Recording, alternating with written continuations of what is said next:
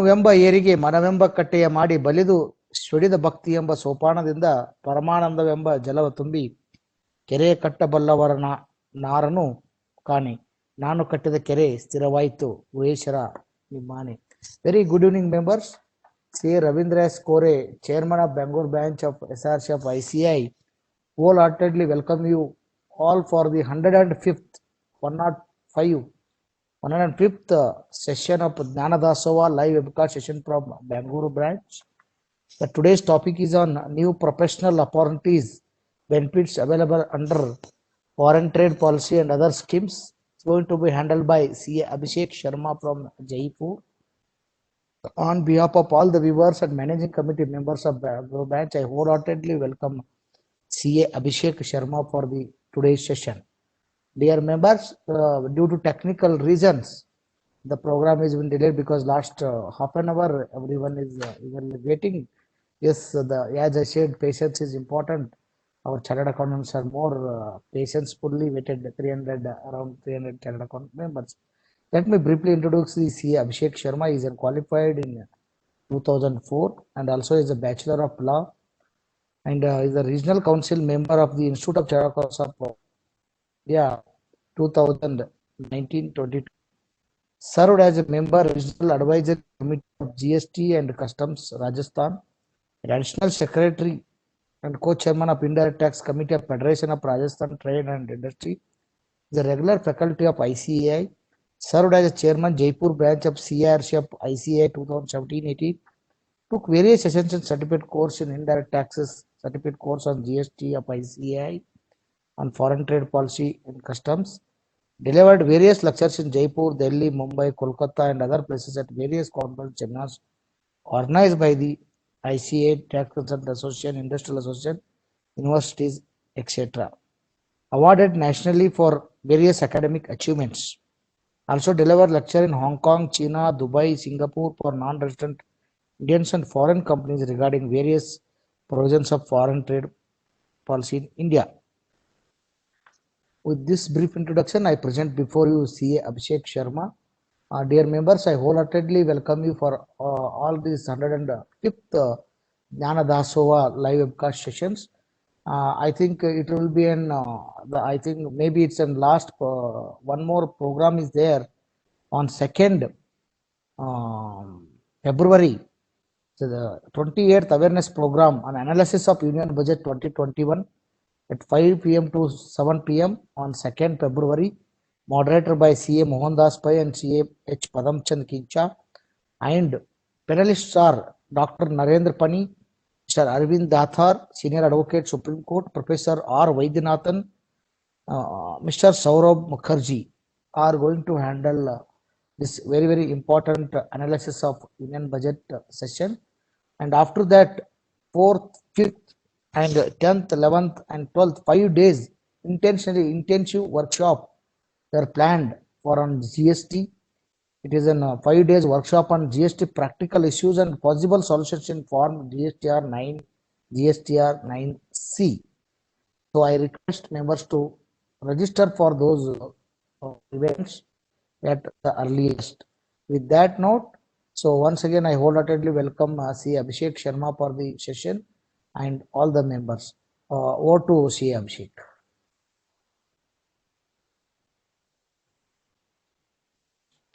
Thank you, sir. Thank you very much for giving this precious opportunity to me to express my view here amongst all the members of the Bangalore branch and other members, respected Chairman and Secretary of Bangalore branch and the participants. I see Abhishek Sharma. First of all, feel very sorry because of some delay, some technical, but now we all are here and we all are ready to discuss various professional opportunities available to us in this new regime when everything is going to be online. Friends, I tell you, because nowadays each one of us, each one of the professional is here and we all are occupied with this compliance system. So the GST, income tax and all that. Apart from doing this regular business and regular practice, why don't we start some new professional opportunities and just not only shift, but just try to make a big basket by doing all these works together. And today we will discuss what new professional opportunities we all are having as far as FTP, foreign trade policy, is concerned, right? So let me share my presentation, then we will slide one by one.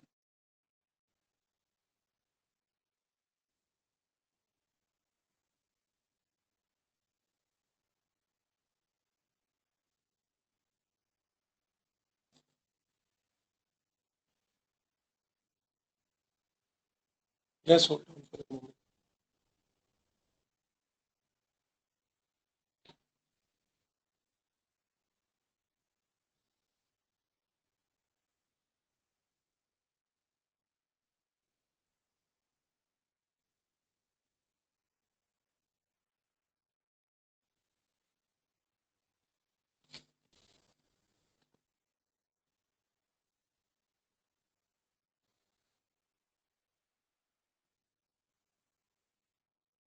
Friends, I hope my screen is visible to you. Any of the moderator can tell me whether I am able to present my screen, please.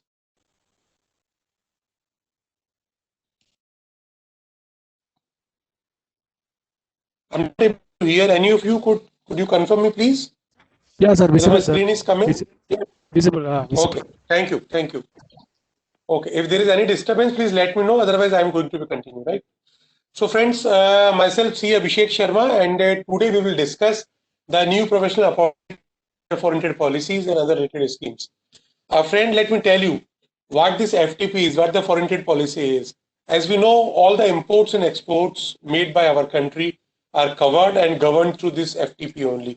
FTP means foreign trade policy, and we know in each 5 years, the government comes up with the 5-year policy, right? So this 5-year policy, which covers and governs all the provisions of exports, imports, are known as the foreign trade policy. This policy which is going on is the FTP 2015-2020, right? We understand that 2020 has already been ended. Now we are coming in 21. It is already 21, but still no new policy which was supposed to come in the year 21 has been announced. No new policy has been announced. And the present policy, which was supposed to expire on March 20, it is still continuing, right? The same policy is continued up to 31st March 2021, unless until the new policy is being announced by the government. And as we know that on 1st February, government is coming up with a new budget. So I understand and hope that very soon government will come with the new policy of 1520 as well. Work is going on. So this policy of 1520, which is still continuing, this policy basically shows the vision of our Honorable Prime Minister about the Make in India and various efforts done by the government to get to give the success to Make in India scheme can be really visible in this FTP 2015 and 20. Every year and in every mid period, like for present policy in 2017 December, the midterm review was given to the policy and various amendments, various relaxation have been given as per the midterm review. So here we will discuss about the FTP 2015-20, what type of professional opportunity the FTP gives to us, to chartered accountants as a professional, that we are going to discuss here, friends. Let me introduce you brief about the FTP. This FTP and foreign trade policy covers 9 chapters broadly, which start with the legal framework and then general provision regarding import and exports, then export duty exemption remission schemes, export promotion capital goods scheme, EOU, EHTP, BTP, STP schemes, deemed exports, quality complaint, trade disputes definition. So here we will cover some of the important policies which are applicable as far as the new professional opportunities in FTP is concerned, right? So we'll discuss these issues one by one, right? Now, friends, opportunities in FTP. Start with the consulting, right? As I told you earlier in the starting itself, that this FTP covers various exports and imports related beneficial schemes. So it is a huge options, and there is a huge opportunity available with us as a professional to give the consultancy regarding various opportunities available as far as the FTP is concerned. It may be related to the import, to the exports, it may be related to the subsidies or other incentives. But there is a huge opportunity to work as a consultant regarding these schemes, right? And apart from the consulting, another option is to assist in procedural part of the issuing of the licenses.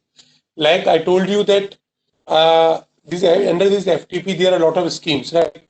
And for each scheme, government have to get issued the license, and only after getting issuing the license, we can utilize this license for their purposes for which it is being issued, and to get some benefits out of that. So there is another thing that we can or help the customer, help the client in getting issued these type of licenses or script. So there is again one procedure, like we can assist our client for getting issued the licenses under the DGFT, from the DGFT under various schemes of the foreign trade policy. That is again a new opportunity for chartered accountant. IC code, we know that every chartered accountant, almost every chartered accountant is being involved in getting issued the IEC number. Now it is being online. It takes very small time, and again it is get done by the digital signature. It is so we can also issue IEC on behalf of our client. Then compulsory registration, like I give you example like SIMS, Steel Import Management System. There are various type of product or various type of goods for import of which compulsory registration with the government is must. I give you example of steel in our presentation also. If any of the person in India is importing any of the item which covers steel, then there is need for compulsory prior registration for this with the DGFT on the DGFT websites in SIMS, Steel Import Management Systems. So as a client, as a assessee, the people are not so much, they do not have so much knowledge of the policy, but we are the people, we are the consultant. Definitely we can assist our client in these type of registrations as well.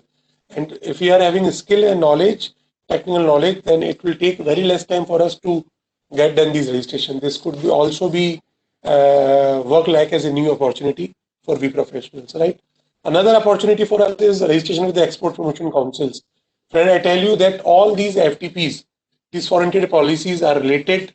All the export benefits in the FTP are related with rated only after the post-export stage. Means only once when we have got done with the exports, then only the government is going to give us the export promotion benefits. And for claiming these benefits, government have framed various export promotion councils. More than 25 councils are there in India for different councils. Like when I deal in the export of the agriculture, there is Agriculture Export Promotion Council. When I deal with the handicraft, there is Handicraft Export Promotion Council.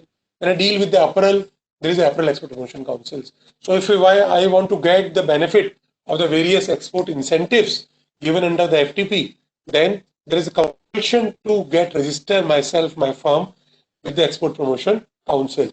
And we know that the clients are not so much competent enough to complete these formalities of registration with the Export Promotion Councils, but yes, definitely we can help our client in these registration. That is again a good opportunity. Now, sale of the script. As I told you that various export promotion incentives are given in the FTP, and these incentives have been given in the form of these licenses or script, right? So once our client or once the assessee got these script or licenses, then these script of licenses could be used by the assessee itself, by the customer itself for paying the duties on his behalf, or some of the licenses are freely transferable. So if the licenses are freely transferable, then again client will need the help to sell these scripts or licenses.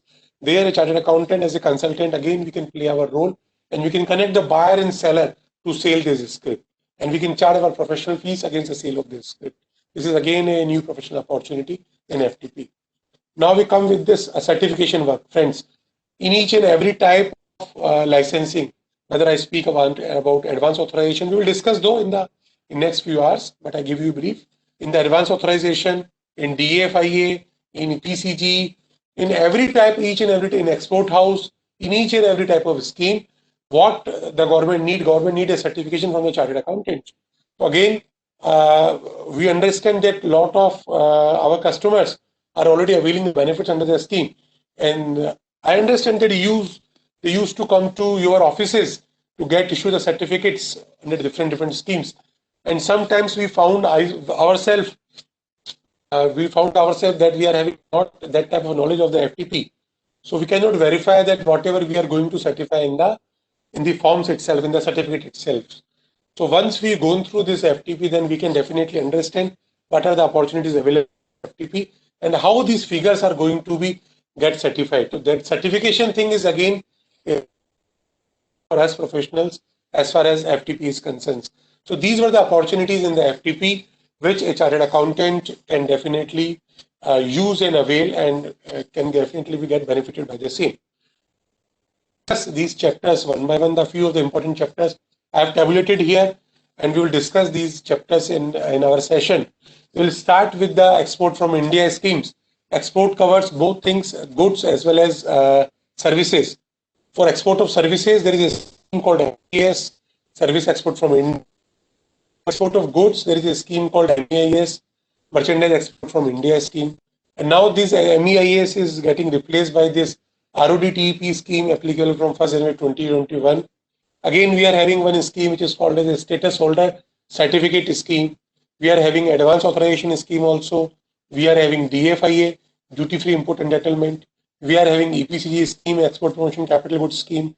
We are having a Trade Market Assistance Scheme in which these transportation costs related to exports of agriculture goods are getting reimbursed by the government. Then we are having Steel Import Management Systems. We have discussed about SIMS. Then we are having EUU schemes and SEZs. In last, we will also discuss FTWZ, Free Trade Warehousing Zone, which is nothing again a trade SEZ. So presentation, we will discuss all these schemes. Our time, yes, I understand that I cannot pass on all of my knowledge of these schemes to you people, but definitely I will try that by end of the session, all of you will get even a brief overview or a broad outline of this scheme, so that by doing your further studies, you all will be able to assist your client and you all will be able to come up with this new professional opportunity. So now we will start discussing these schemes one by one. And in the last, we will discuss some query of yours or some question answers if you will have, right? So start with export from India scheme. Friends, as I told you, there are various chapters. I will not go chapter by chapter, but we will discuss some important schemes. Let's start with the export from India scheme. As we all know, friends, the focus and motive of the government is to bring lot of foreign currency in it.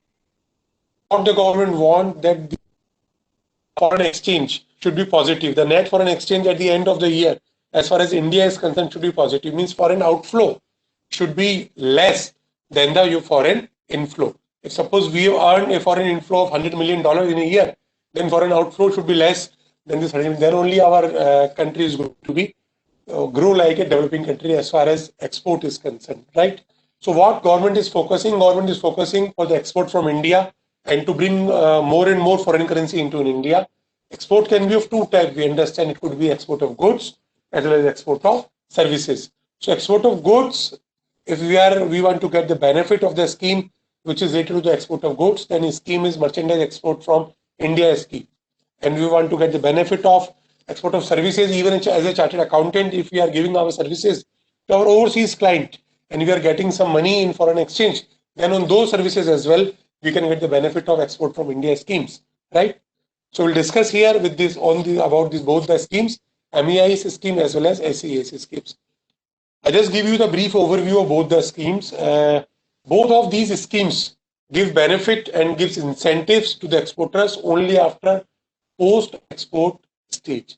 What does it mean by? It means once you have get done your export, your shipping bill is generated, your payment, your realization have been done, then only the benefit of these schemes available with you. If suppose you have done your exports but your payment have not been received, then also you will not be able to take the benefit of these schemes. So what is mandatory? Even after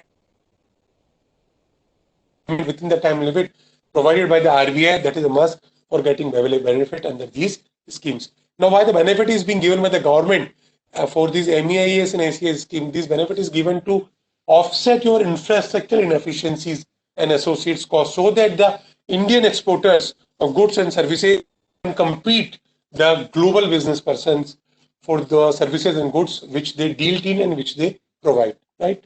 Incentives and rewards under both of these schemes, MEIS scheme and SES schemes, as in form of a duty credit scripts. And my friends, these scripts are freely transferable. It means whether I can use these scripts for payment of duties available for me, or if I duties to pay, duties which are allowed. I will, in my next slide, I will tell you which type of duties are allowed for payment by using these scripts. If I do not have any duty to pay, or if my duties which are supposed to pay by using these scripts are less, then what I can do, then I have an option to transfer or to sell these scripts in the market to any other person who is having IEC these scripts for their own import. So these both scripts, MEIS, Merchandise Export from India scheme, and SEIS, Service Export from India schemes, both schemes, scripts issued under both schemes are freely transferable. Right? Now I tell you the purposes for which these scripts can be used. If we discuss, I'll just give you a brief review of the old provisions before GST regimes. These scripts, these duty credit scripts were supposed to be used for payment of excise duty, for payment of additional duty, for payment of custom duty and fees as per para 3.8 of the DUR notification, and payment of other fees and composition fees under FTP. This I am talking about the provision before 1st July 2017. But when we talk about the provision in the GST regime, then these duty credit script are having very lesser scope for payment, and only for two type of payments this script can be used. Number one, for payment of basic custom duty leviable at the time of import, and number second, for payment of composition fees and application fees under foreign trade policy, which is to be paid to the TGFT. So what is the broad conclusion? That these scripts cannot be used for even for payment of IGST at the time of import. Suppose I have this script and I am importing some goods, then at the time of import, what I have to pay, what type of duties I have to pay? My import duty will consist of basic custom duty as well as IGST. And for payment of basic custom duty, yes, I can use this script if I am having. But for payment of IGST, I cannot use this script, and that IGST I have to pay in cash. And of course, as per the GST for ITC guidelines, we can take the input tax credit, or we can apply for the refund under section 54 if we are exporter. That's a separate thing. The conclusion is these script can be used for the payment of basic custom duty now, and only for the payment fee and application fee under FTP foreign trade policy. Now let's discuss some detail about the MEIS, Merchandise Export from India scheme. Friends, under this scheme, duty-free credit, duty or duty-free script is issued to whom? To the persons who are doing export of the notified goods or products. Notified goods or products. There is a list provided in the Appendix 3B, and this list covered the huge products. All major export products from India are covered in this list. And if you are exporter and your product which you are exporting is getting covered in the Appendix 3B, then you can claim the benefit of the MEIS scheme. Now the second question comes, then how this calculation for MEIS scheme benefit will have to be arrived?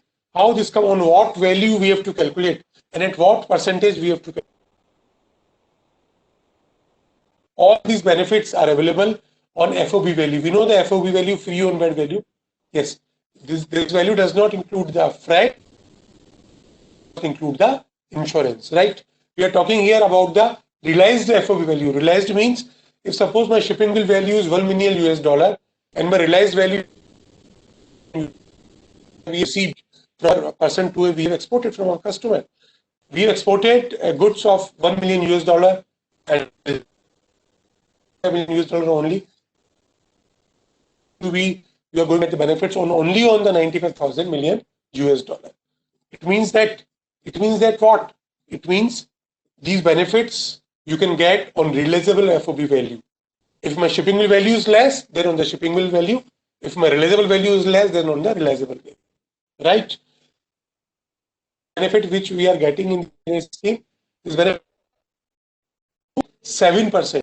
If suppose my export is of 1 crore of rupees, then as per Appendix 3B, in the notified list of the Appendix 3B, my product is covered in the 7% list, then I will get a benefit of 7%, means 7 lakh rupees duty credit script I will get issued by the DGFT, and then I can use this 7 lakh rupees script for my own business for payment of the custom duty, or this script could be released into the market. If you are exporting any small goods by courier or by foreign post office, then a goods having e-commerce by using e-commerce having FOB value of up to rupees 20,000 per consignment can also be used here for getting issued the MEIS script, right? Friends, the validity of this script was earlier 18 months, now these are 24 months. If suppose somebody have get issued this script by the DGFT department today only, means 29 January 21, then it is valid for next 24 months up to 29th January 23. And you can use this script for payment of duties by yourself or by someone to whom you have transferred within next 2 years before 29th January 2023, right? An extension will not be allowed subject to exceptions only, right? And now by what time we can file the claim for getting these duty credit script?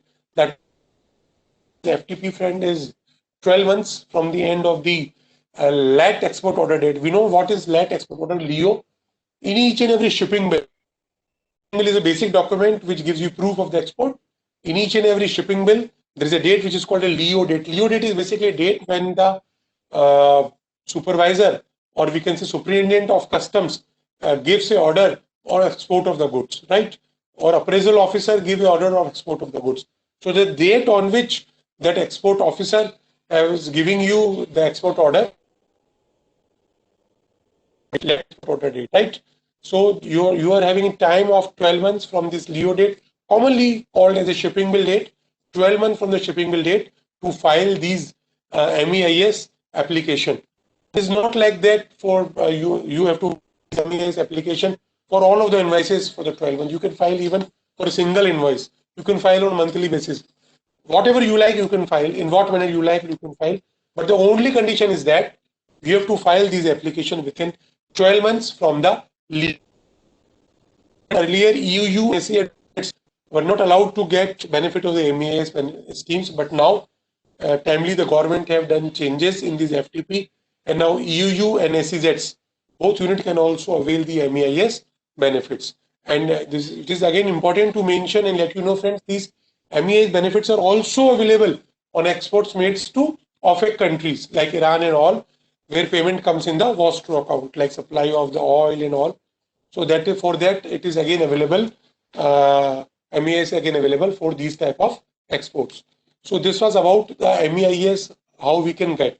Now in the COVID time, government have given some relaxations about the MEIS. Let's discuss these relaxations also. All the MEIS which was for which the LEO date, the LAT export date or shipping bill date, which was falling between 1st February 19 and 31st May 19, these all have been extended for 15 months in place of 12 months, so that people can apply within 15 months. This MEIS scheme was extended, which was expired on 31st March, have been extended by the government till 31st December 20. And what is there after 31st December 20? Now this MEIS scheme is being replaced by a new scheme called RODTEP. We will discuss in the next slide also. So now MEIS is being ended till 31st December 20, and from 1st January, new scheme is there in place of MEIS, right? And as far as apparel or garment sector is covered, which is there in to 63 of the HSN chapter or customs. This chapter 61 or 63 deals with the apparel or the garment. These are again government have tried to make it separate from the MEIS scheme, and there is need to file the application separately. If you 61 and 63, that scheme is called as a ROSCTL, right? And if you, again I'm repeating it, if again your product is coming for chapter 61 to 63, then you cannot file your application in MEIS. You have to file compulsorily in the ROSCTL scheme, right? And again, friends, I tell you that for getting all these benefits, these MEIS, SES, you have to apply to the DGFT, which works under the Ministry of Commerce, right? Which works under the Ministry of Commerce. Just hold on, friends, hold on for a moment.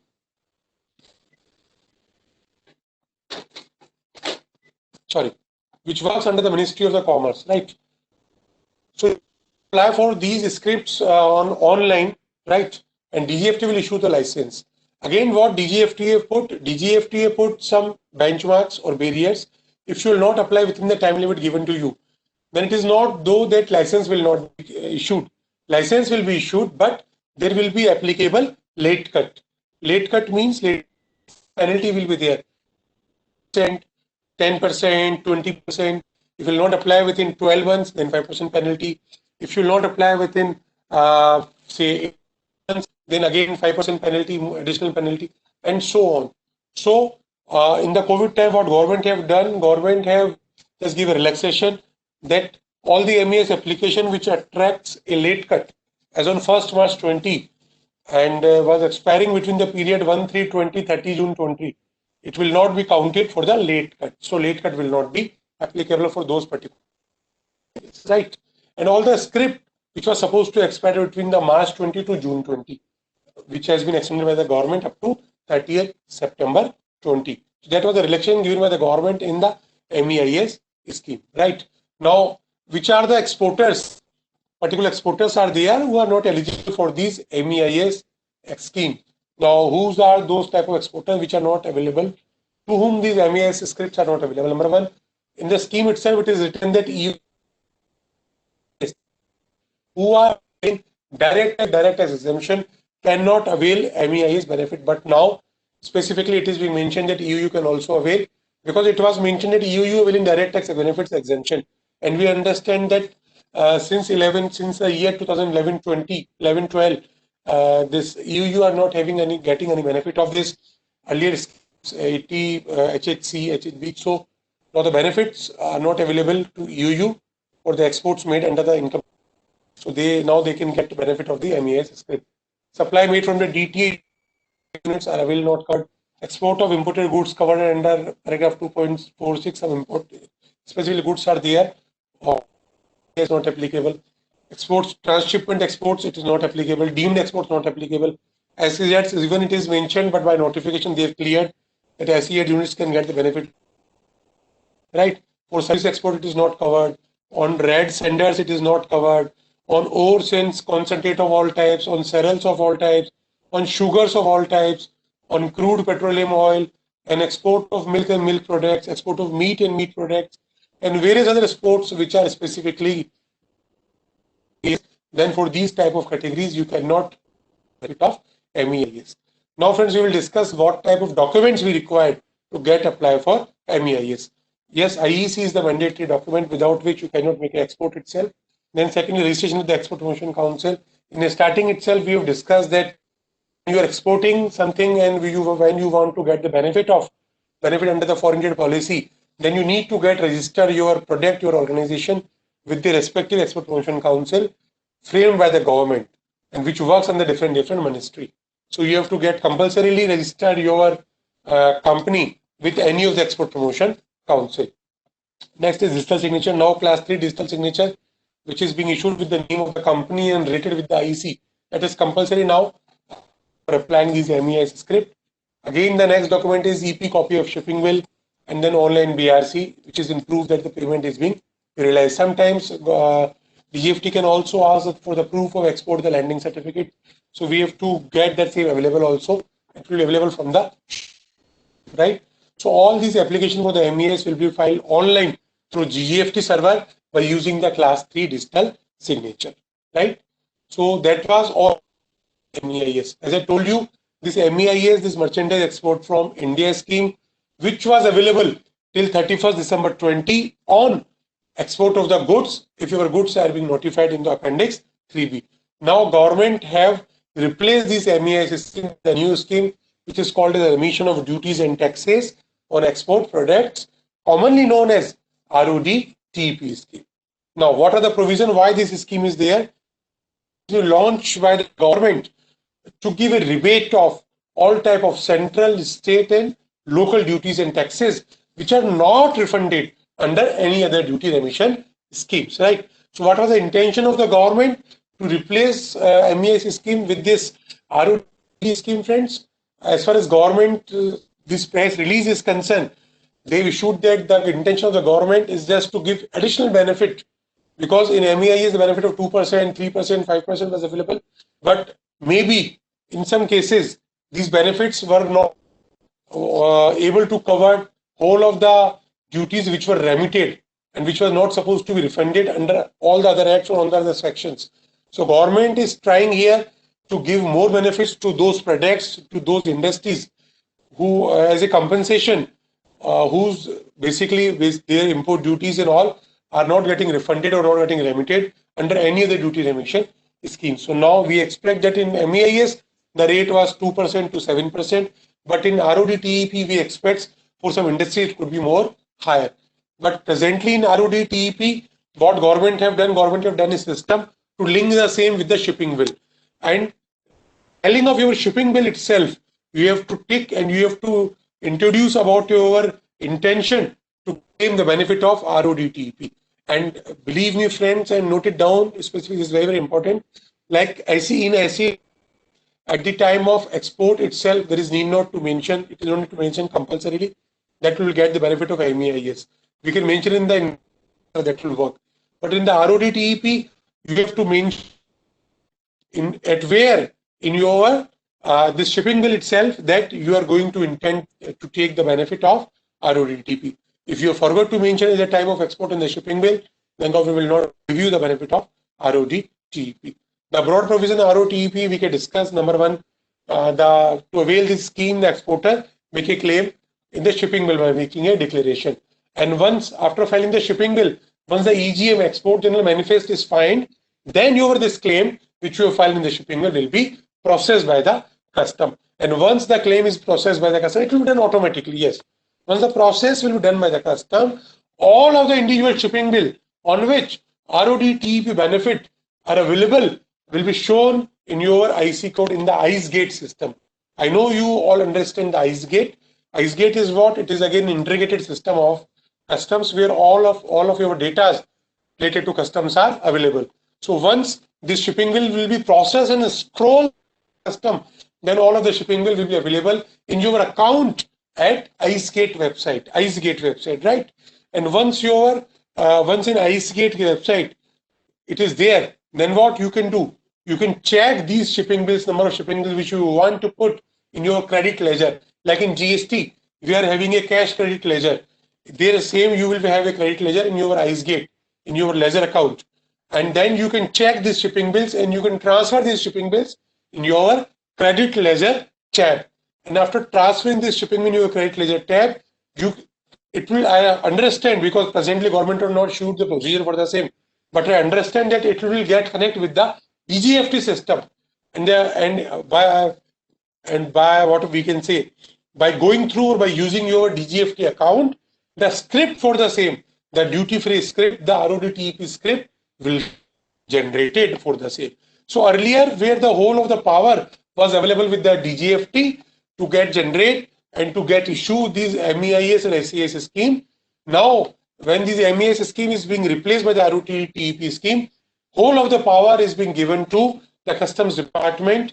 Which type of power we are talking about? To process our shipping bill, to provide this shipping bill in our IceGate system, and then to make the ability to transfer these shipping bills to the credit ledger, and then the only work which will remain is just to generate the script by using this credit ledger, right? So this is a procedure which government have announced for this ROD-TEP, yet the broad notification and the broad policy, the rates even are supposed to be announced very soon, but government have made it very clear that even though the rates are yet not announced, but this scheme will be available retrospectively with effect from 1st January 2021, right?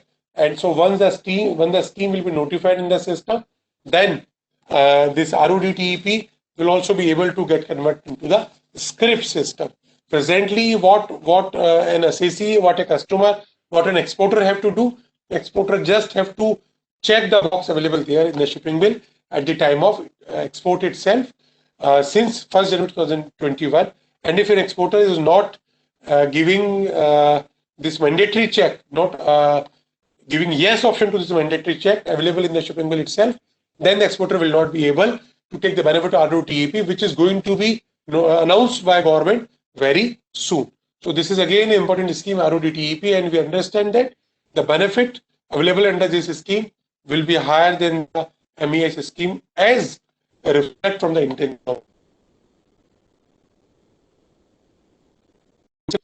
related to the export of goods. Earlier it was MEIS, and now from 1st January 21 onwards, it is replaced by the RODTEP.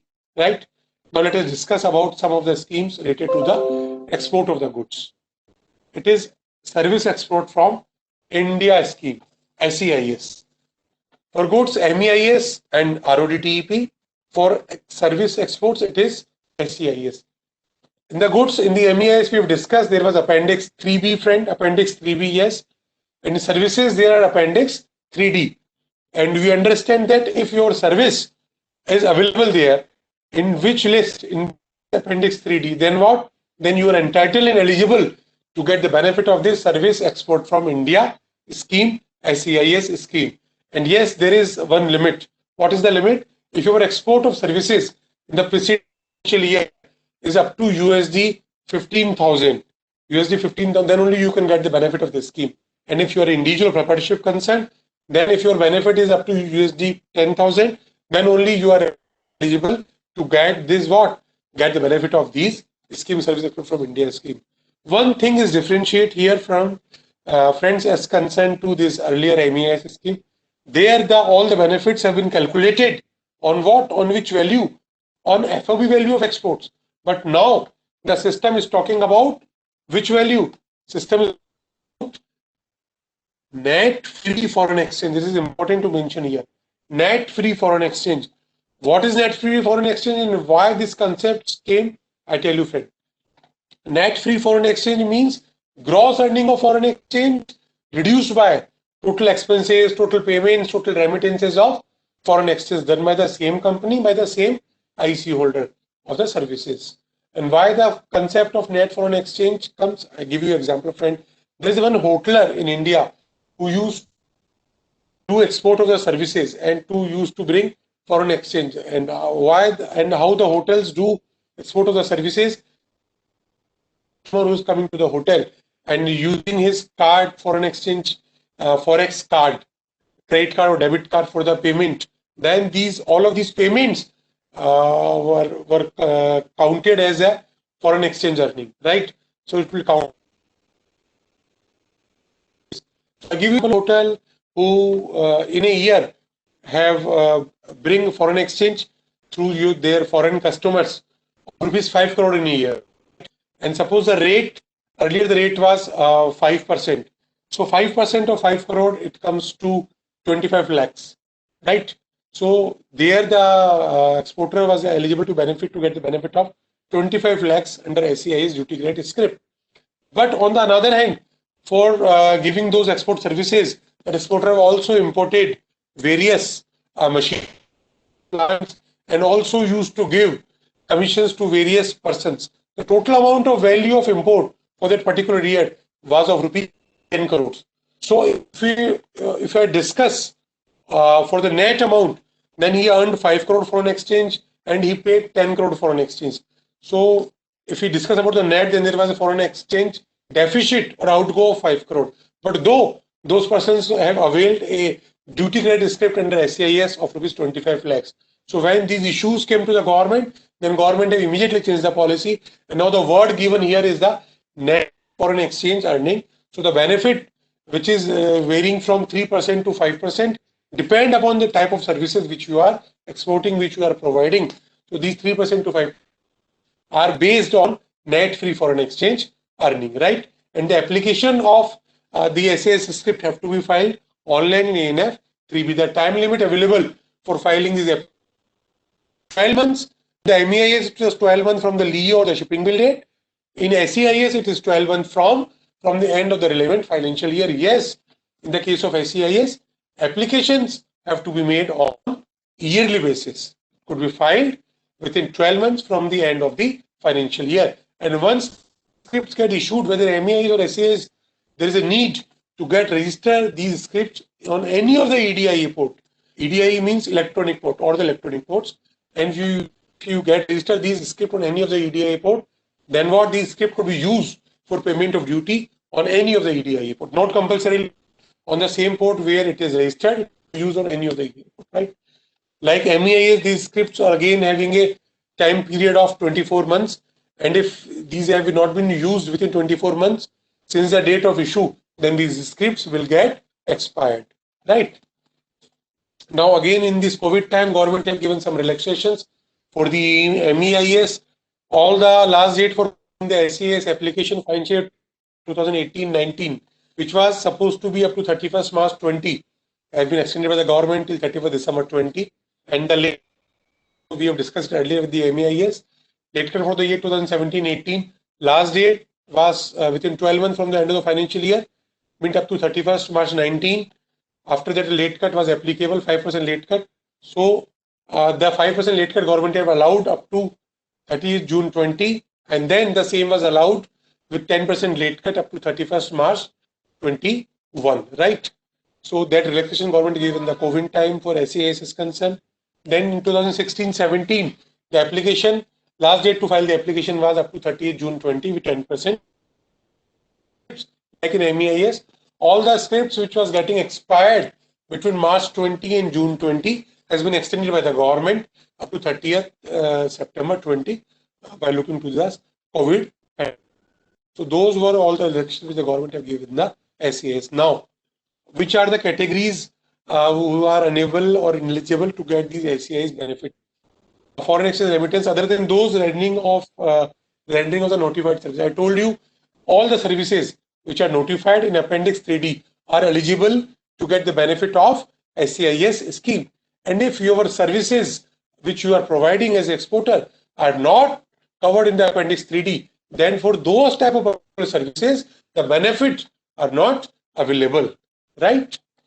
And apart from those, if you have taken any loan, any type of loan, or any other export proceeds or realization of goods, or any equity, any ADR, any GDR, any foreign capital, any foreign bond, any sale of issue of security, or any other receivable, if you have brought the money foreign exchange through those things which have not been covered in Appendix 3D, then also you are not able to get the benefit of these SEIS. Suppose if you bring a foreign equity capital, then you cannot apply for the SEIS for those foreign equity capital, because these SEIS benefits are available to the exporters only if their product are getting covered in the Appendix 3D. All the contract or regular employment abroad means you are doing service and getting money from outside.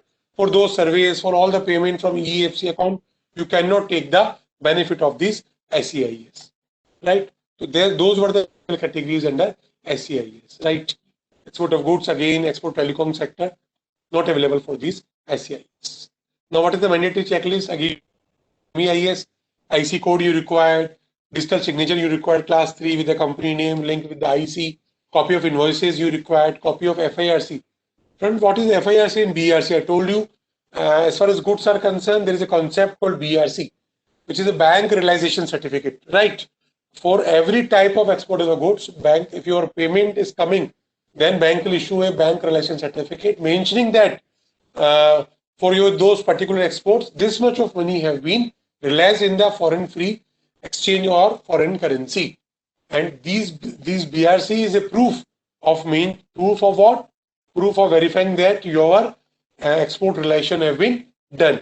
And like as BRC, as far as services are concerned, or as far as other type of remittances are concerned, FIRC is being issued by the bank. What is FIRC? FIRC is Foreign Inward Remittance Certificate. So bank used to give this FIRC to the customer for the SEIS as well, with export of services as well. And this FIRC have to be submitted with the DGFT along with the invoices at the time when we are applying for SEIS. And again, the registration with the Export Promotion Council is mandatory. As we have discussed regarding goods also, we have to mandatorily register our product under this for services also. As far as services, again, there are various councils, like there is a council called as a Service Export Promotion Council. There is a council called as a Hotel Export Promotion Council. So in whichever council you are covering, you are getting covered. You have to get registered with those council before applying for the registration, before applying for this SEIS script.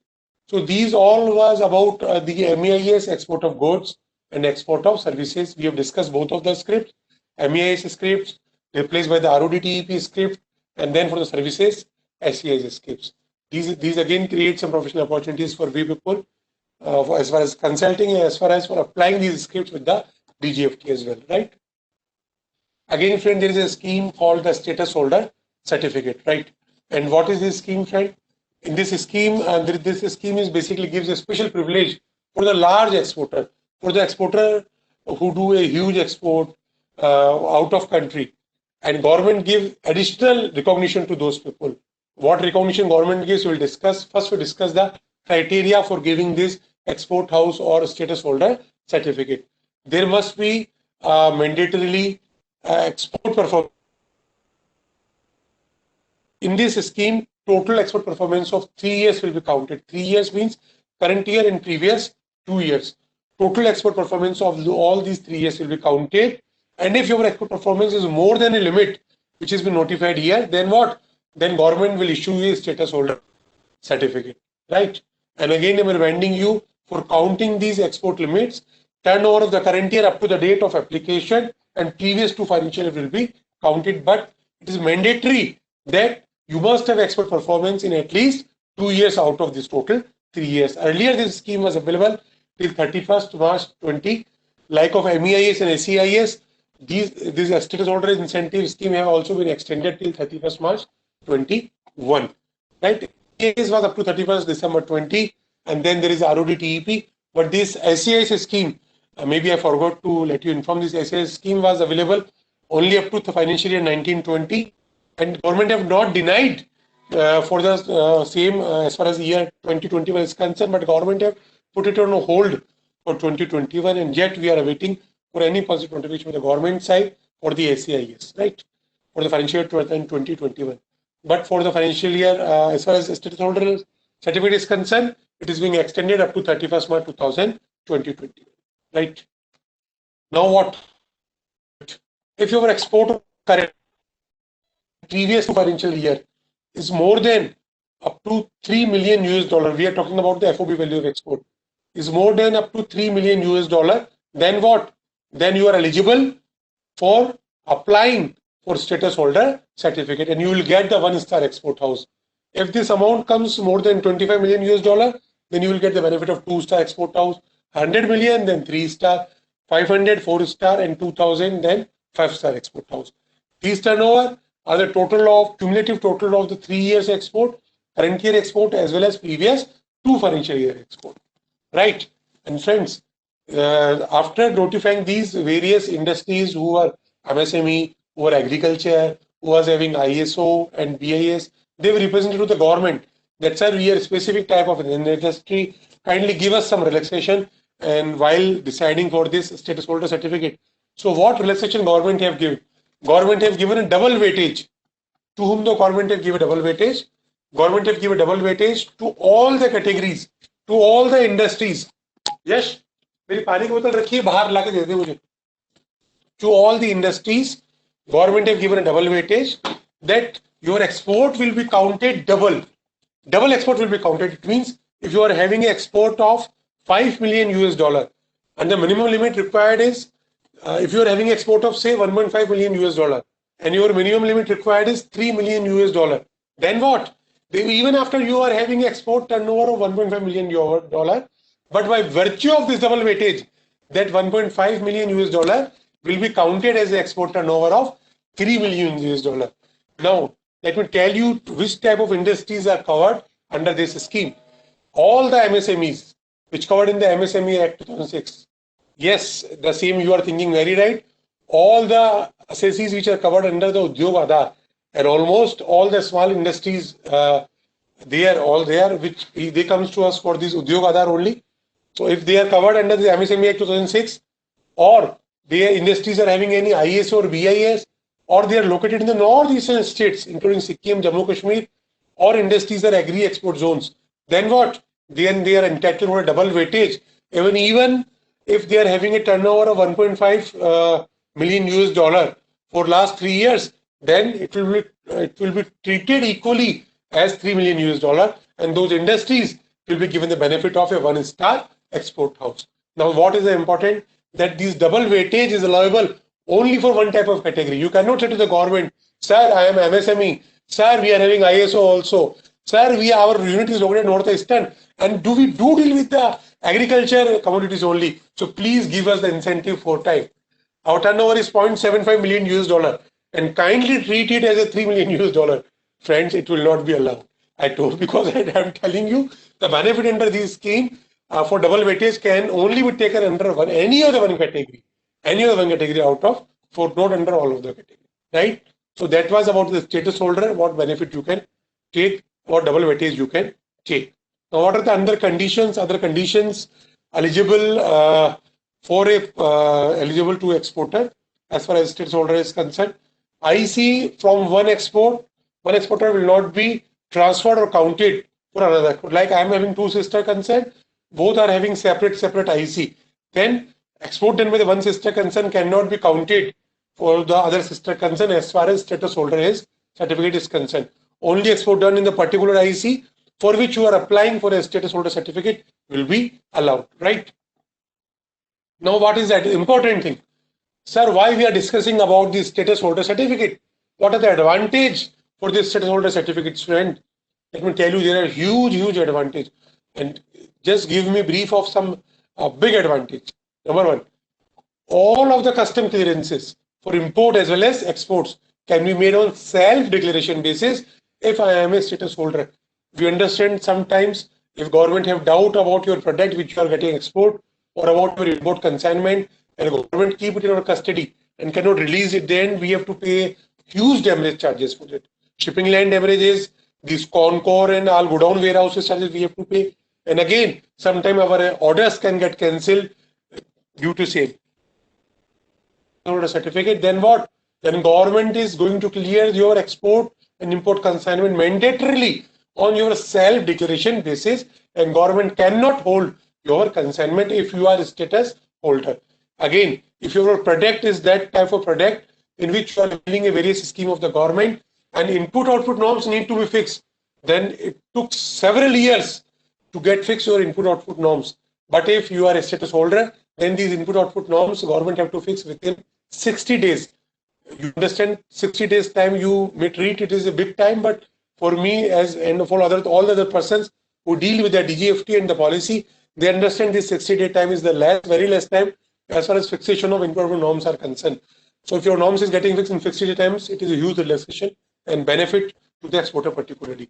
And again, the most important benefit, what I'm talking about, friends, because all in these schemes, if benefit is post-export, then government will not ask you any type of bank guarantee or bond. But if benefit government is giving at the pre-export stage, it means you will do the export later on, but getting the benefit at this time. Then what? Then all these type of pre-export stage incentives government will take some bank guarantee and bond from you.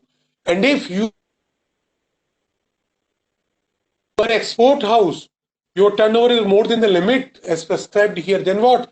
Then you need not to give any of the bank guarantee in any of the FTP scheme, and only by giving any corporate guarantee your work will get done. This is again give a huge benefit to you. In my next scheme, EPCG scheme, I will discuss that what is the practical benefit of getting this bank guarantee exemption. Now again, compulsory negotiation of documents through banks can be exempted, and a exporter can directly send these documents to his buyer, right? So there are a lot of benefits which is available to a status holder person. I just brief it out, some benefits here which are very important. And you can yourself issue, an exporter can himself issue a certificate of origin if he is again having an export house. So these all were the benefits available for the export houses. So we have discussed 3 schemes till now. Number 1, MEIS, export of the goods, RODTEP from 1st January 21.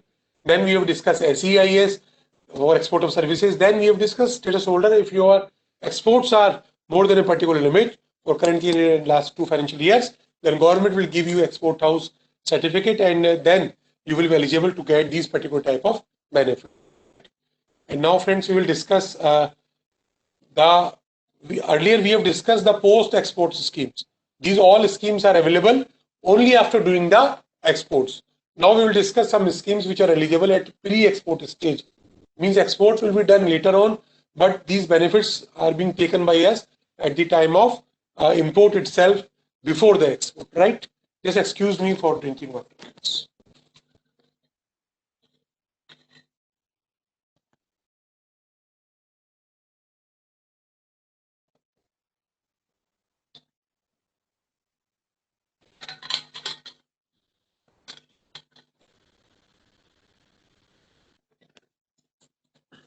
Yes, friends. We were discussing some of the benefits available at pre-export stage. You do later on, and before doing exports, even at an early stage, you can get these benefits, right? Now, what is this duty-free import of inputs, advance authorization? I can see some of the questions in the chat box, but let me finish first. Once I will finish, then definitely I will take up the questions from you.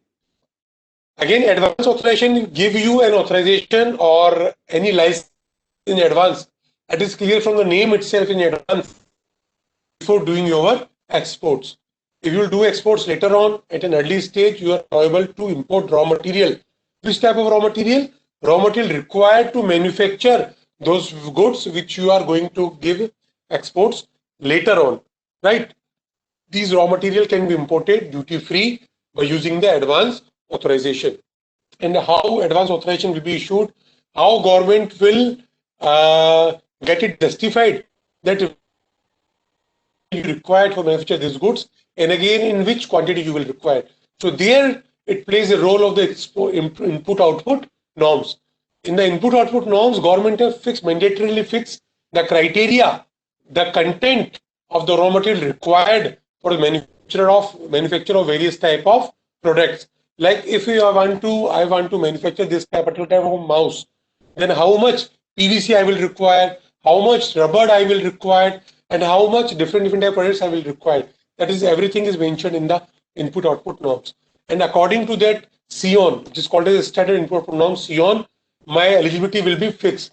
I will be allowed to import quantity of the raw material. So suppose I am going to manufacture this plastic mouse, and I have applied to the government for advance authorization, and I have mentioned, sir, this for manufacturing 100 kilogram of this plastic material, I need raw plastic of this 80 kilogram, I need PVC of 20 kilogram, I need this again rubber of this much of kilogram. But government will not verify only what I am mentioning here, but government will compare it with the standard input output norms, and authorization quantity will be as on the basis of the standard input output norms, right? And in advance authorization, value addition is mandatory. What is the value addition? If suppose I have imported a raw material having a value 100, then what? Then what I have to make compulsorily a mandatory value addition of 15% here.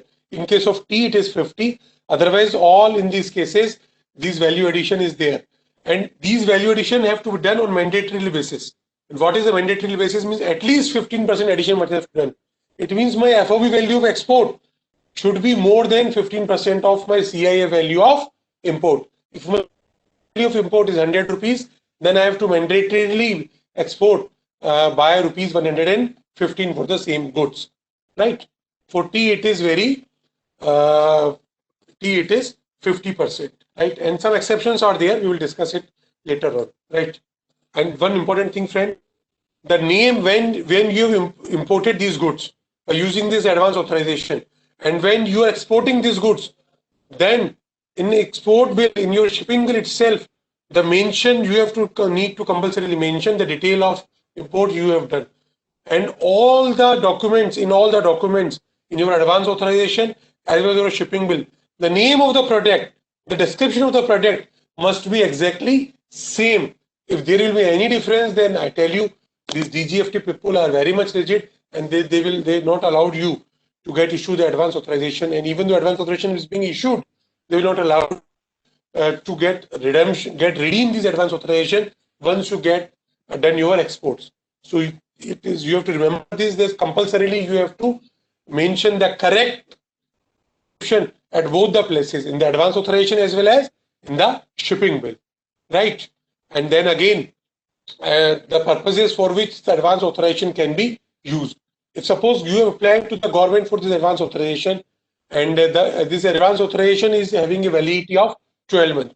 Within 12 months, you can advance authorization, you can import the raw material content for which the advance authorization is being issued. And this advance authorization, you cannot sell this advance authorization into the market, but only it is being issued on the actual user condition. The person to whom it is issued, the IC holder, the exporter to whom it is issued, only that person this advance authorization for his own import and for payment of duties as import. Now, which type of duties are there? which can be used by advance authorization. Earlier, only this BCD, anti-dumping duty, the safeguard duty were eligible to be paid by using advance authorization, but later on the government, after the GST, in the GST regime, and then payment of IGST and compensation cess can also be used by using this advance authorization. This is again a very big relief, and a lot of the working capital of the exporters is being relaxed by, I think, or being free to be used in the business. Right now, IGST time of import, you can also pay by using this advance authorization. So that was about the advance authorization, and this advance authorization is different from the DFIA. DFIA I will discuss later on, duty-free import entitlement, which is being issued after, and DAFAs get issued after the post-export phase, right? And again, you can supply domestically also in the deemed export, like in section 140, the notification 48 and 49 of this here with the customs. Section 147 is there, and if we accumulate all these provisions, then what we understand that any other person who is doing any supply locally, domestically to an exporter against the advance authorization is again eligible to get the deemed export benefit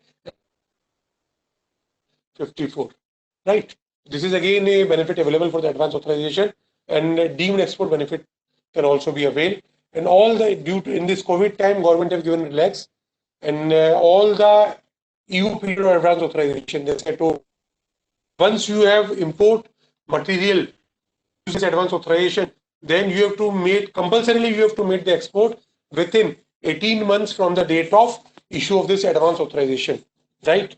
And if your export obligation period of the 18 months are supposed to be getting expired between 1st February 20 and 31st July 20, then government have increased the same, then enhance the same automatically for next 6 months, right? If suppose your period was supposed to get expired on 31st March, then it was supposed to be extended by 6 months, 30th September.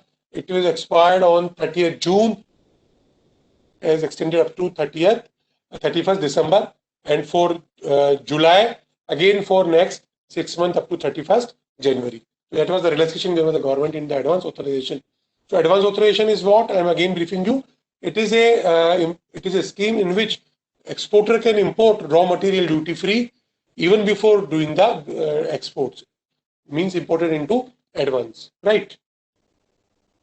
There is one advance authorization annual requirement also. I am speaking it is nothing much important here. Now again, we have discussed here the advance authorization that is related to the import of duty-free import of raw material. Now let's of capital goods. Like duty-free import of raw material, government have also allowed duty-free import of capital goods, right? And all type of capital goods which you are importing, you can avail the duty benefit on those type of capital goods. But the ultimate purpose, what is the ultimate purpose? The ultimate purpose is just to boost up your exports. It means mandatorily exports have to be done in future. And one question comes in our mind, sir, if we have done import at this stage, import of raw material, we have done duty free, not paid any duty, because we have assured to the government that we are going to give the export in future. In the same way, we have imported capital goods, again duty free, again assured the government, sir, we are going to make the future, going to make the exports in future. Now what is the assurance? How the government will believe on you? I told you the concept of the bank guarantee. In both of these cases, in the advance authorization scheme, where duty-free import of raw material is there, and in the EPCG scheme, where duty-free import of the capital goods is there, in both of these cases, government will ask you for the bond. Yes, and bond backed by the bank guarantee. And unless until you are giving the bond to the government, you are giving bank guarantee to the government, apart from specific cases where bank guarantee is being exempted and only bond is allowed. Unless and until in those exempted cases, you have to compulsorily execute the bank guarantee. Then only government will believe that you are going to make the export in future. And if you have not made the specified export in future under both of the schemes, then what will be happen? Government will forfeit your bank guarantee, right? And will utilize money from there, and you have to pay all of the duty benefit availed with interest and with penalty as well, right? So now let's discuss about the EPCG scheme. This EPCG is what? It is Export Promotion Capital Goods Scheme, where import of capital goods which are to be used for the purpose of manufacturing of goods which are to be exported, or which are used for the purpose of exporting of services. Then for these type of goods, you can import capital goods duty free. What are the conditions for importing the capital goods duty free? There is again export obligation equivalent to 6 duty saved. Suppose my good a value of rupees 1 crore which I am getting imported, and all type of duties can be paid by using this EPCG. So total duty which I have paid is suppose 30%, 30%, and total duty is 30 lakh of 1 crore rupees. Then 6 times of that 30 lakh means 1 crore 80 lakh export obligation I have to be mandatorily. And what is the time limit in which I have to do this much of export? The time limit is 6 years. Means this export obligation have to be fulfilled by me within next 6 years from the date of this export promotion capital goods scheme, when I have got utilized my license, right? And these scripts are again valid for 18 months from the date of issue and could be extended for next 6 months, right? Second-hand capital goods are not allowed under these schemes to be imported. These schemes, under these schemes, both type of exporters are covered, friends. Manufacturer, exporter, as well as a supporting manufacturer who gives goods to the merchant exporter, right? And here the actual user condition is mandatory. You cannot transfer those machineries which are imported by using these schemes without payment of duty, unless until your obligation is getting fulfilled. Once your export obligation is fulfilled, then government do not have any concern. You destroy those goods, you sold those goods, it is only up to you. But before you have completed your export obligation, these goods, these particular type of imported goods, machineries are subject to the monitoring of the government, and you cannot steal these machineries, you cannot destroy these machineries. In case of domestic sourcing, as deemed export are also covered for this EPCG, and you can buy these goods by using the EPCG script from any domestic manufacturer also under deemed export. And in this case, and if you can supply also, if you have this, you can supply also again this EPCG script. And at that time, if you have an EPCG script and you have to done compulsorily your 6-time export obligation, but you have supplied indigenously, then what? And you have done domestic sourcing of the capital goods by using the EPCG, then your export obligation of 6 times is reduced only up to 75%. That much of export obligation you have to achieve, right? And payment again must be received in the free foreign exchange, and payment for services may be received in Appendix 3 as notified, right? And GST, this EPCG license can be used for payment of BCD as well as IGST, both as well, right? And again, so this was all about EPCG. I have told you that deemed export benefit are also available, notification 48, 49, section 147, rule 89. These all are the procedure, these all mentions the procedure export. So supply is deemed export, supply against EPCG will be covered under deemed export as well, right? There is another scheme which is called as a post scheme, in which once you've done the export, then only you can get the this EPCG script. It is freely transferable because when you have done export, government do not have any restriction on this script. And in this case, only 85% of export obligation will be there. And why this scheme is again utilized? You say, sir, why will we wait till time of export? We will get pre-export only. But why post-export? Because in this scheme, there is no need to give any bank guarantee. EO is again 85% only, and there is again benefit of transfer. That's why some people used to take this post-export EPCG script in place of this pre-export EPCG, which is commonly known as EPCG. So we will discuss here the EPCG export capital goods, which allows us to duty-free import of capital goods by using this script for the purpose of export, not export of the machineries or goods, but by availing you those goods or machineries, manufacturing will be done, manufacturing for the goods will be done, or services will be provided. Now, how will services be provided? Like I will give you an example. A hotel is importing duty-free material under EPCG scheme. They are importing tiles, they are importing marbles, they are importing furniture, they are importing lighting materials, chandeliers, they are importing kitchen equipments, they are importing sofa, painting, carpet, every type of item, fixed or semi-fixed type of item, which a hotel is importing,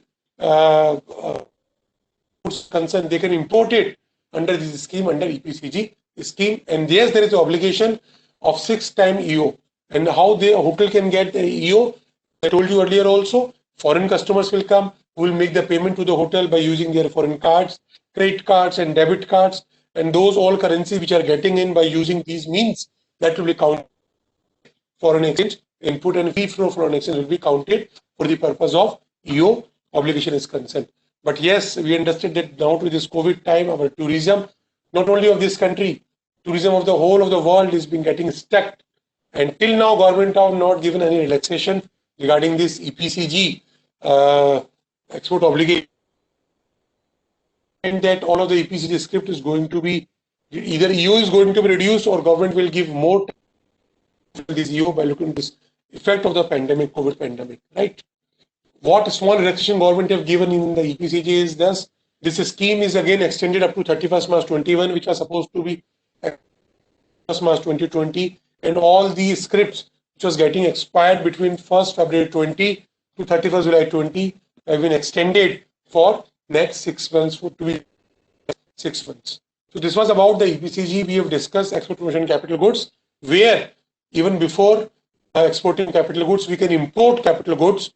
We can import capital goods. We can use those capital goods for giving goods and services, and we have to fulfill our export obligation. Benefit of those schemes can really be taken, right? So import, duty-free import of goods have been discussed. Duty-free goods have. Now another scheme which is called as a duty-free import authorization. This scheme is again like same like of advance authorization, but there duty-free import of raw material is available at pre-export stage. Here in DFIA, duty-free import of raw material is available as post-export stage. Once you have done export, then what?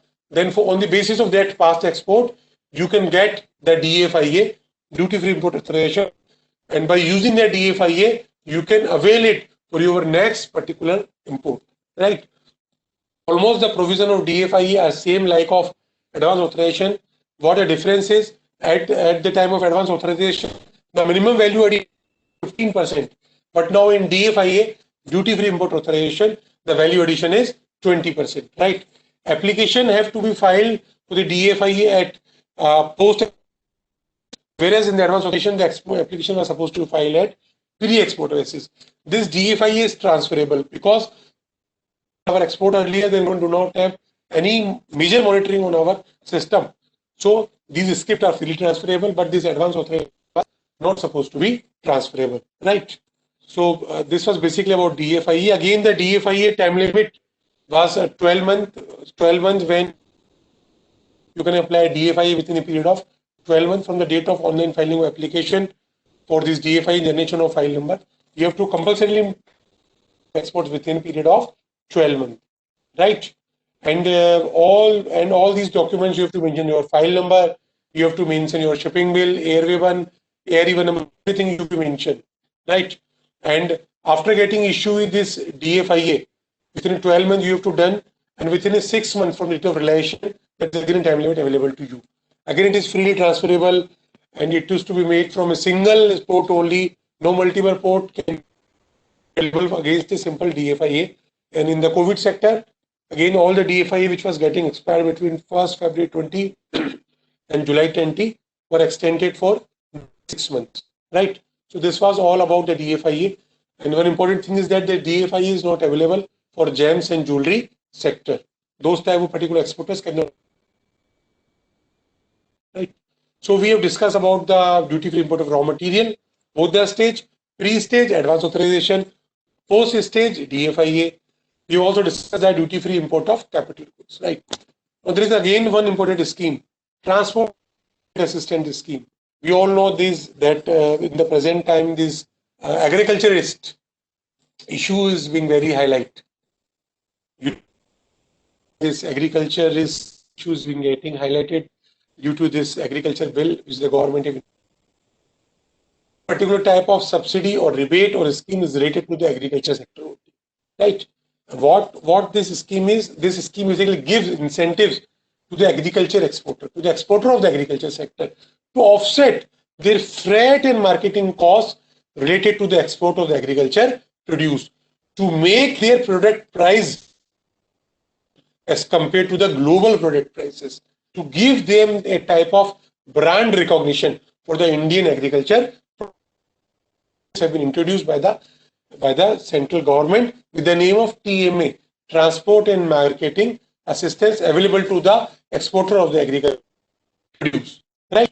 And the HSN chapter 1 to chapter 24 specifically cover these products. Unless until your product is agricultural produce and it is being specifically listed as in Annexure A, on which you cannot get the benefit of this TMA, Transport and Marketing Assistance, right? There are various products, numerous products which have been covered under these schemes. So you can go through the list, which is in chapter 1 to chapter 24. Now, reimbursement under these schemes is directly through direct bank transfer, right? The rate of compensation under these schemes vary on product to product and again destination basis. Country-wise limitation. If you are doing export to this Europe, then again the limit. You are doing export to the American countries, again you are doing to South Asian countries, again different type of rate is there. So country-wise compensation rates are there. This scheme is applicable only if the export has been made by the EDI port, means through all the electronic ports you have made the export. If the EDI shipping will electronic, then only you can take the benefit of this TMA scheme. And if your shipping bill is not electronic, it means you have not made your export. You are not going to take this TMA scheme. And again, your export must be realized through free foreign exchange currency. Then only you are going to get the benefit of this TMA scheme. Otherwise, government will not give the benefit. All type of freight and marketing cost of whether export by sea, export by air, all type of freight and marketing costs are this TMA scheme. This scheme was supposed to expire on 31st March 20, and again the government have extended the scheme till 31st March through their public notification mentioned here in this share. You can note it down, right? So this was about the TMA scheme, transport and marketing scheme. Again, what are the documents government is required and what is the time period for this scheme? Time period for filing this scheme is 1 year from the end of the quarter. Yes, application have to be made in this quarterly basis, and within a period of 12 months, within a period of 1 year after the end of the quarter, we can make application under this scheme, right? Many document application have to apply in the ANF 7A. This is ANF available on the DGFT website. Mandatory RCMC. RCMC means registration with the Export Promotion Council. It must be there. Shipping bill must be there. EP copy of shipping bill must be there. Commercial invoice must be there. Shipping bill on board, bill of lading for sea shipments, it must be there. BL must be there. CA certificate must be there. I told you, friend, export incentives, particularly at pre-export stage and on some export incentive at post-export stage, like EPCP, like advance, like DFIA, like this TMA scheme. There is like this export house scheme. There is a need to give a CA certificate. So these schemes are important to understand while you are issuing the CA certificate. And again, there is a huge scope because every exporter of the come to the chartered accountant for getting their certificate. But you have to understand these schemes thoroughly before issuing the certificate, because so that no wrong or misdeclaration we must mention in the certificate itself. So CA certificate also required in proof of landing certificate. Proof of landing what? If you have made your export from India to USA, then proof of landing is a proof which is given by the shipping line or given by the airline. If you are making export through airway bill, that it is a proof that your export product your shipment have been landed to that particular country to whom you are supposed to make export. The certificate is being called as a proof of landing certificate. This is mandatory to require establish that your product has been actually exported and actually be reached to the country to whom it was supposed to, right? That was about a transport and marketing assistance scheme which is available to the agriculturists to meet out their this transportation cost and marketing cost related to produce, right? the TMA scheme is again eligible. Again, one policy I need to discuss here in brief, which is a steel import monitoring system. Though it is not a policy, but a theory system which has been framed by government. And why we are discussing that in a huge scope for us to work as a consultant for this SIMS. Because as I give you a small example, one of my client have called back, sir, my export is coming tomorrow, and that particular export is having some chairs, steel, and my CH is asking me to get registered these products mandatorily under this SIMS, Steel Import Monitoring System. And before registering that, those custom authorities are not asking me to clear the shipment. So they asked me, sir, to kindly register my product because there will be huge damages. It is a 40-foot container, and huge damages will start in thousands of rupees on particular day. Increase day by day for my exports. Concern is not getting cleared on the last day of as without damages. Itself, we've applied for this SIMS. Why I'm discussing it here, friends?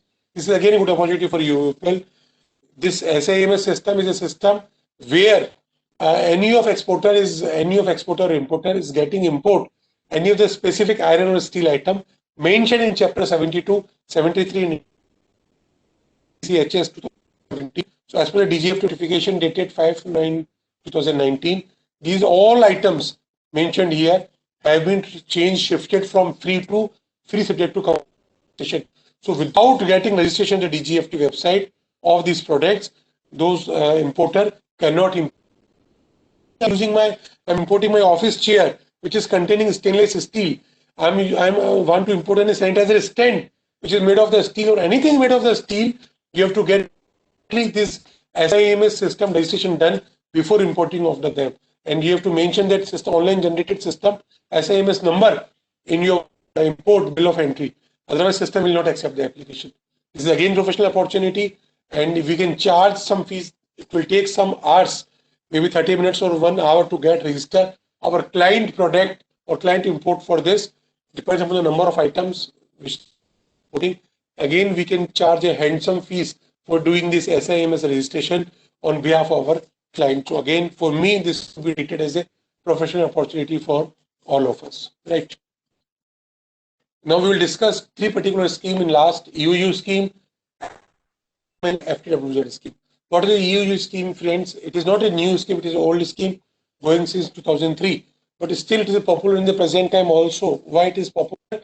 Because all of the benefits which was available in the EOU scheme till 31st March 2020, government have extended up to 31st March 2021.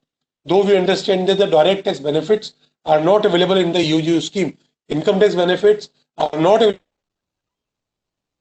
way back 10 years before. But though the benefits of indirect taxes, the benefit of the import duties, including custom duties, including IGST, including cess, these all are there. That's why a lot of industries, lot of exporters are still doing their exports, excuse me, and doing their businesses by availing this EOU scheme. Right? It is again export-oriented unit only in SEZ. Whole of the area, whole of the special economic zone, there is specific area. It is export-oriented unit, but in the EOU, a particular factory premises declared as a bonded premises, and no goods can come inside the bonded premises, and no goods can go outside the bonded premises without following the of this EOU scheme. Right? I framed some questions just to give you a brief about the EOU schemes. Whether EOU schemes can export services as well. Yes, an EOU goods and services except restricted items. And whether export promotion materials can also be exported by EOU, yes, up to the 1.5.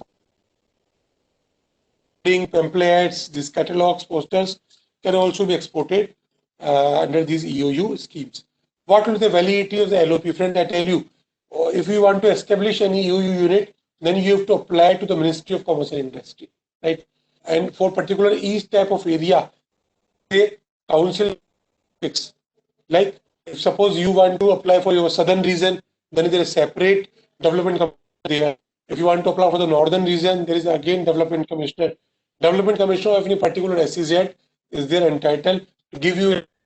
You have to submit your project report, You have to submit your documents, your factory details, your map to the development commissioner and to the committee. Then the committee will decide whether you are entitled to give permission or not. And if you are entitled to give the permission, then they issue you a letter of permission, LOP, and on the basis of that LOP, you can start your own EUU. You can construct plant in 2 years of giving the LOP, and you can start the production within 5 years for the LOP.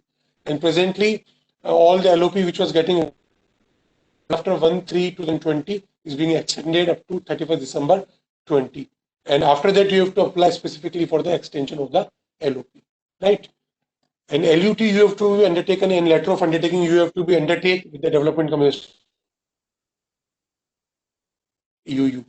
Whether leasing capital goods allowed in the EUU, yes, leasing capital goods allowed, but yes, procedures have to be. For whether entire production of EUU need, it is not mandatory. And even in domestic, percent of the export in ET can be made itself, right? Sale of reject, waste, scrap can also be counted, and that is counted within the overall limit of 50% of export, right? Now, what is the time limit to realize export profit? It is export for 9 months and 12 months as limited. The RBI may be extended as per the RBI guidelines.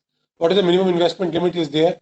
Yes, minimum investment limit is there 1 crore and no maximum investment, right? Whether any bank guarantee need to be executed? Yes, any bank guarantee need to be executed. There are some condition, bank guarantee for import of a job or more, existence of unit for 3 years and more, and some other conditions. The important thing is that earlier there was a NFE concern. NFE concern means net foreign exchange. There was a limit of 3 times or 5 times or net foreign exchange. Net foreign exchange means we've discussed earlier this concept in SEIS. Net foreign exchange means excess of for outflow.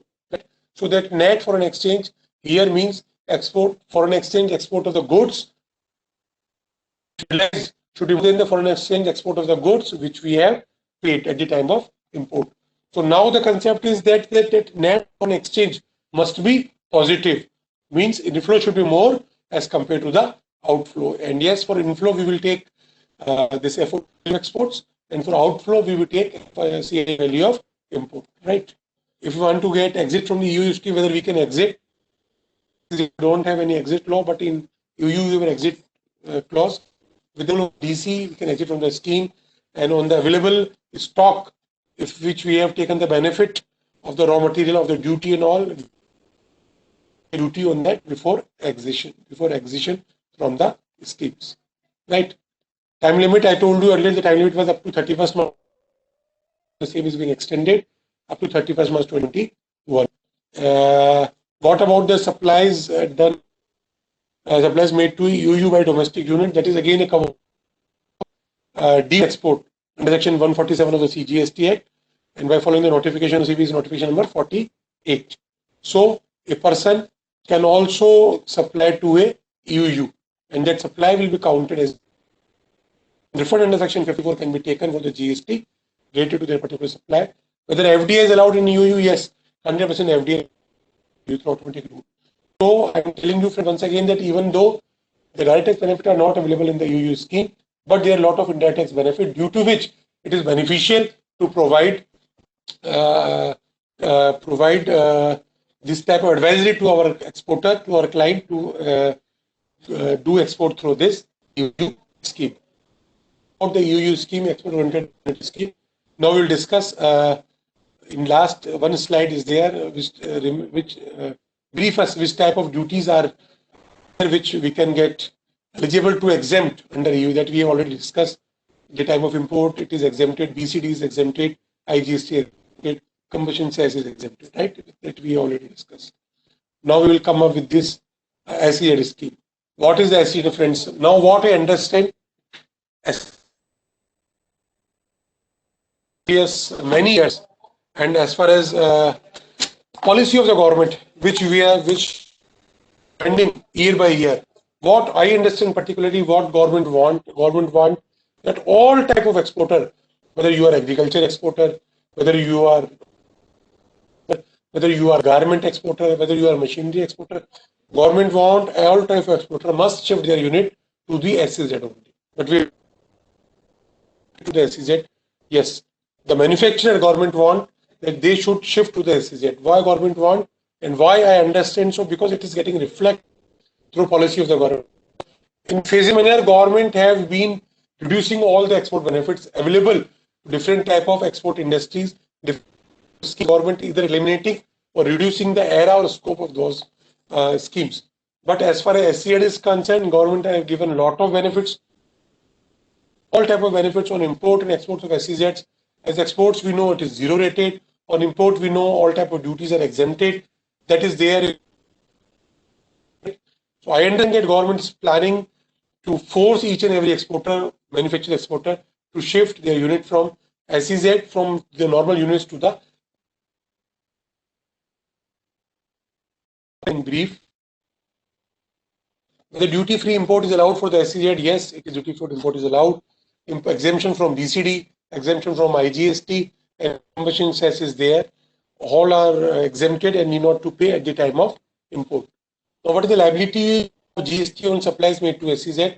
We know that under Section 16 of GST Act, the supplies to SEZs are rated, hence it is to be treated accordingly. Income tax benefit, yes, it is there.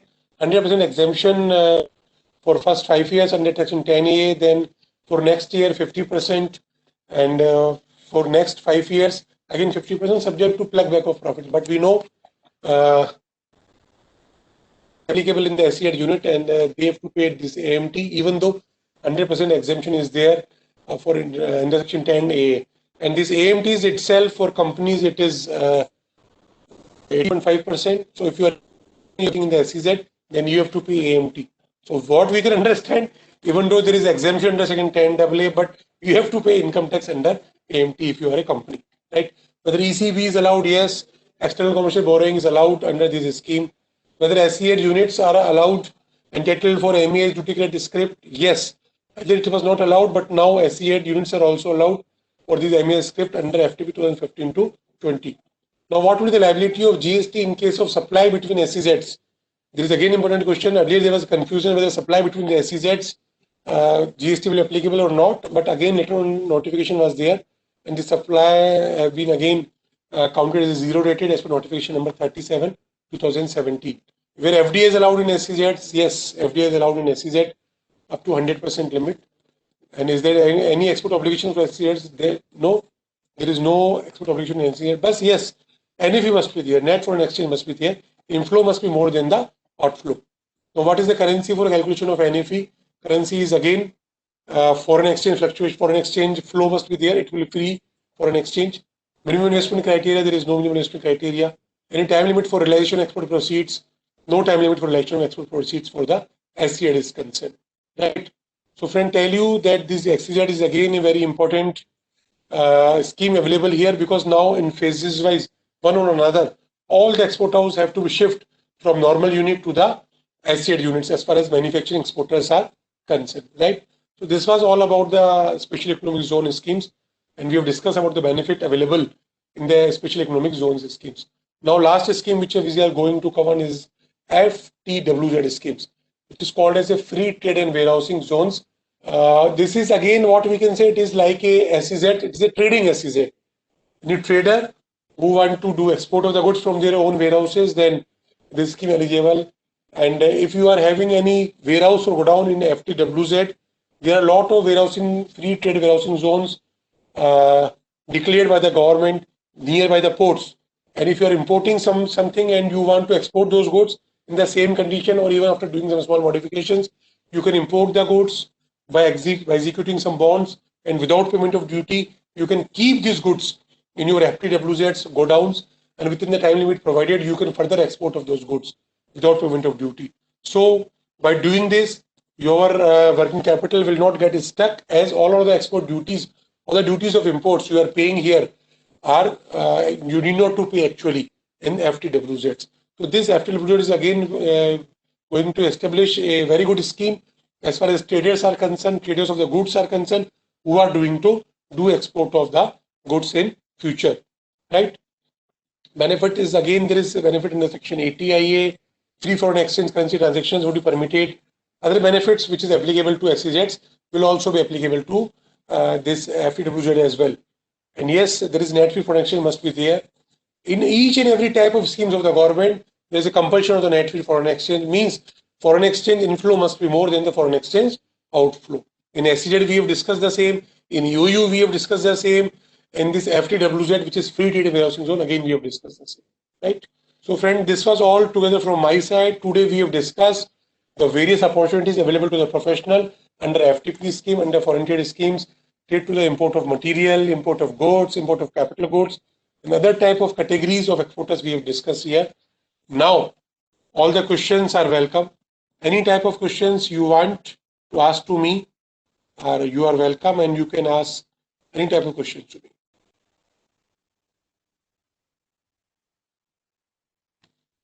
You can mention. I will happy to reply that. Presentation I will send here to the Bangalore branch, and Bangalore branch will ask. Any question, friend, you want to ask, you can ask.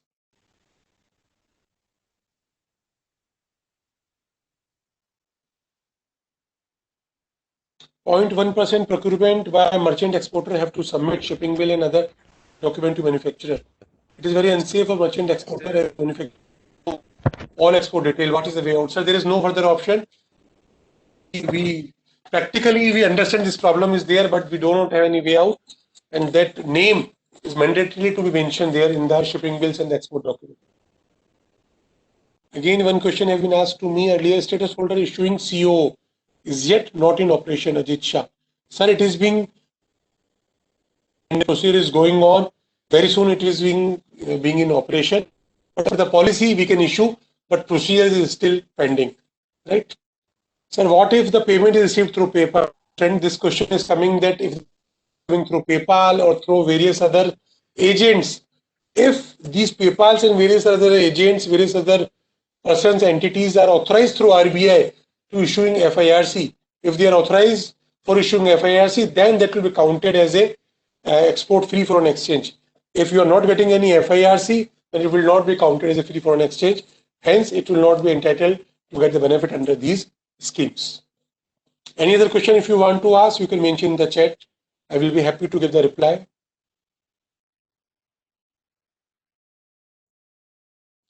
So there are some questions. There are some more questions in Q&A.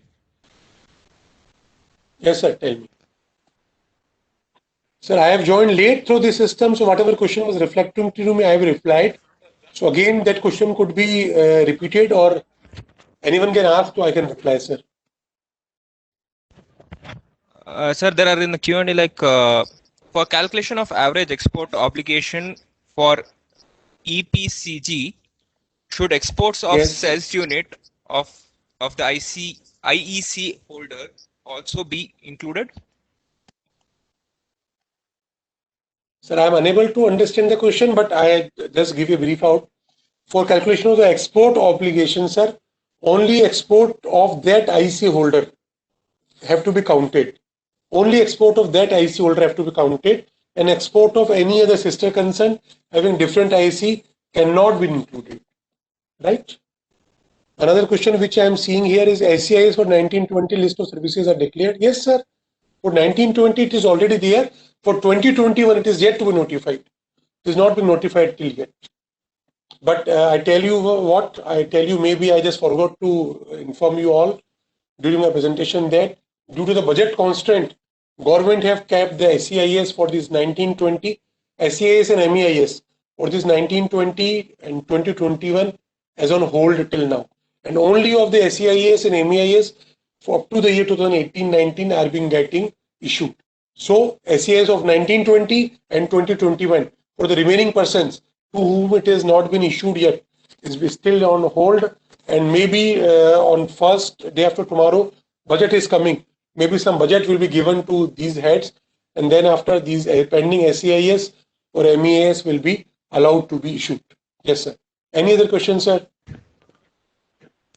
Sir, can MEIS be claimed when imported goods are subject to processing which does not amount to manufacture under Chapter 9 definition as definition are exported.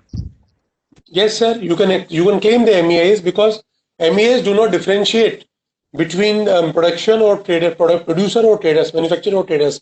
You can definitely take the benefit of MEIS, sir. No issue in that.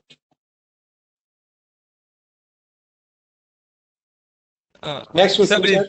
will duty drawback also be available in addition to RODTEP? Yes, sir. Duty drawback will be available, sir. Same like earlier. And in filing shipping bill itself, they will ask you about your duty drawback and about the RODTEP as well, sir. And maybe till date it is available. Maybe because government have notified RODTEP since 1st January 2021, and the detailed procedure for availing the same and the rates are yet to be notified. Maybe the government may merge the duty drawback with RODTEP, and the incentive which are available in the duty drawback may be merged in the RODTEP incentive percentage as well. But still, as on today, it is available. In chat, sir, I got one question. 1920 list of services by which notification, sir. I will share the notification also here with this presentation. So branch will share with all of you. Yes, sir. Next question. Should expenditure in capital assets in foreign currency be considered in computation of net foreign exchange earnings? Yes, sir. Yes, sir. That has to be counted as a foreign exchange outflow, and that has to be reduced from foreign exchange inflow for calculation of net foreign exchange. Will NFE be computed on cash basis or accrual basis? Not on cash basis, sir, but as I told you that NFE, net free foreign exchange is again related to the net free foreign exchange earned, and earned means again whatever remittance we have received in our bank account. So even we can count on accrual basis as well, but remittance must have to be done mandatorily, must have to be received within the time limit allowed by the RBI. There is no issue. You can calculate, but the remittance must be received within the prescribed time limit. Yes, sir. If the IEC holder has DA units as well as SEZ units, should export of SEZ units be considered for average export obligation? Sir, I understand if you are a SEZ unit holder, then for what purpose you need for the export this average export obligation?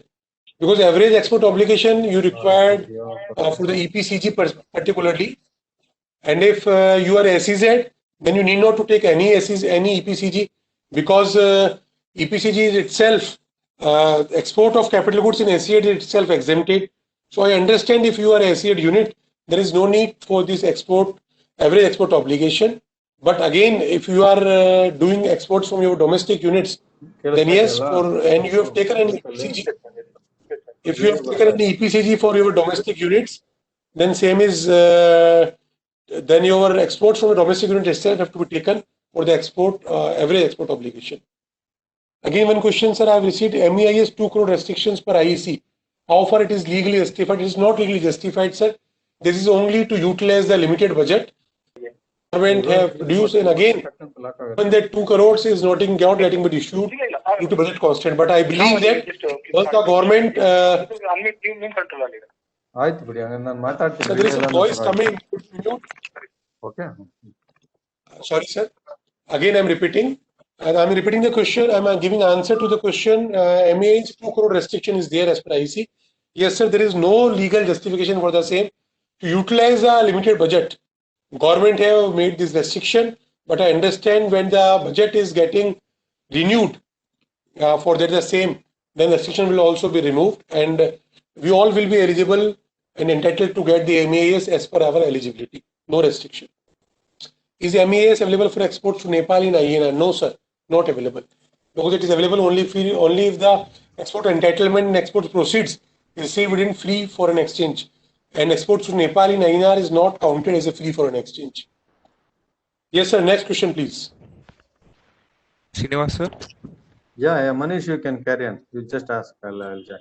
Okay. Is MEIS available for exports to Nepal in INR? Not available, sir. I have already replied this question.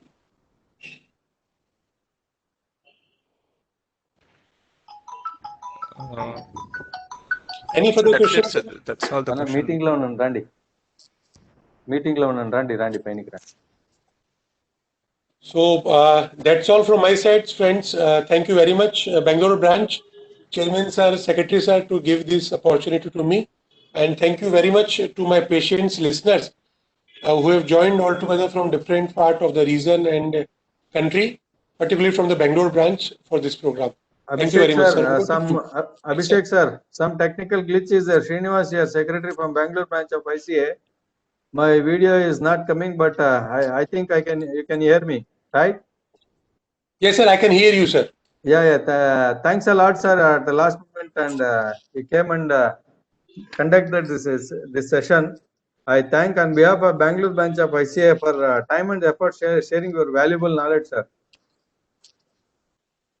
Thank you very much, sir. Thank you. I also thank all the participants today's actively participated in this event and made this grand event. Thank you all. Thank you, sir. Sir, I will share my presentation to the branch and you can share with the participants. Right, Yeah, sir? yes, sir. Yes, sir. Yes, sir. Thank you, sir. Thank you. Thank you very much. Thank you. Thank you.